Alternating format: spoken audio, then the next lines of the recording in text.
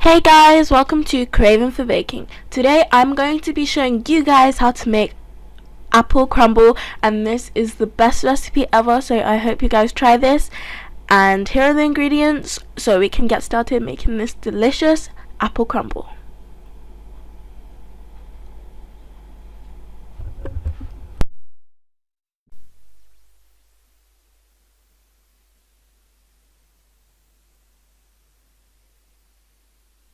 First, going to start by washing our apples, and these are GrannySmith apples, so you want to take off the stem and throw that away, and then we're going to put the apples into a bowl of water just so that it will take any excess dirt off of the apples.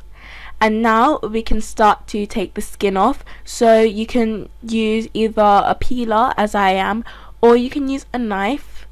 But a peeler is easier, so I would recommend you use a peeler. So we're just going to peel all of our apples and take all of the skin off so you see no green, and you can take off as much as you can. So this is my finished apple, and you just want to do this to the rest of them.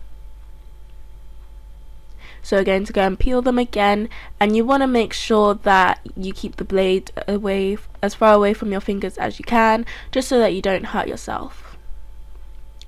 So we're just going to do this to all 6 apples, and then we can continue.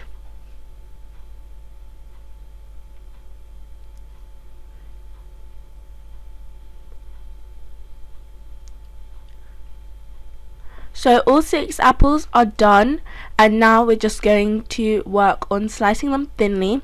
So we're going to cut around the core, or you can use an apple corer to make this easier, but if you don't have an apple corer like me, you just want to cut all around the core, and then it leaves you with this kind of guide so that you can start slicing your apple very thinly, and it's kind of easier to do it that way if you don't have an apple corer.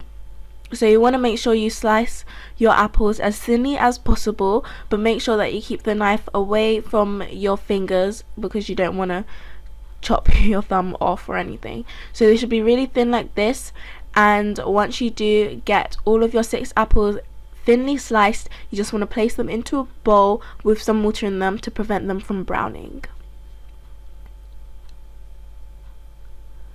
And if one of your apple slices are really thick, you just want to kind of use your knife to kind of shave off the excess bit of apple that you don't want. So we're going to do this to our remaining apples, and then we're going to start on our crumble bit for the apple crumble. So you want to place in your plain flour and your granulated sugar, and then you want to add in your butter, and all the ingredients are in the description box as well as on my website, just in case you guys want to make this with me. And then we're going to add in our cinnamon, which, guys, it makes your apple crumble taste so nice and warm, especially during the winter when it's cold. And then you want to mix that all together until you get a nice crumbly mixture that has a few lumps of butter in there, but make sure that you kind of mix it all together so it ends up looking just like this.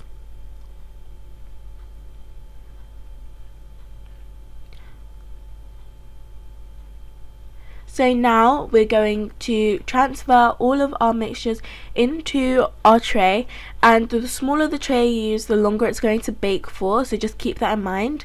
And I'll put the size of my tray in the description box. So we're going to butter the bottom of our pan, and we're going to add in about a tablespoon of sugar, and when this is in the oven with the mixture all set out, it's going to kind of make a kind of caramel little base for underneath the apples, and it's really good. So now you just want to place all of your apples slices into the pan, and you kind of want to move it around and work it around just so you get a nice even layer across the bottom of your pan.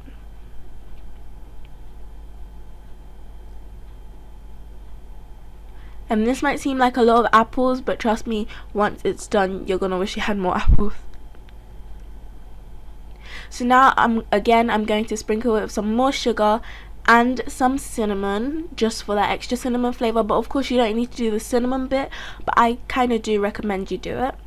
Now we're going to sprinkle over our crumble, and then we can put it into the oven. And you want to make sure that your crumble is spread out really nice and evenly across your apples, so there's not one place with too much crumble and one place with too little crumble. And then we can go ahead and put our apple crumble inside of the oven, and we're going to cook our apple crumble at 190 degrees Celsius for about 15 to 25 minutes, or until it's nice and golden brown like this. And of course, as I said, if your tin is a bit smaller, it's probably going to take a bit longer to fully cook. So this is our apple crumble. I hope you guys enjoyed this recipe. You can now take a slice, eat it, do whatever you want with it.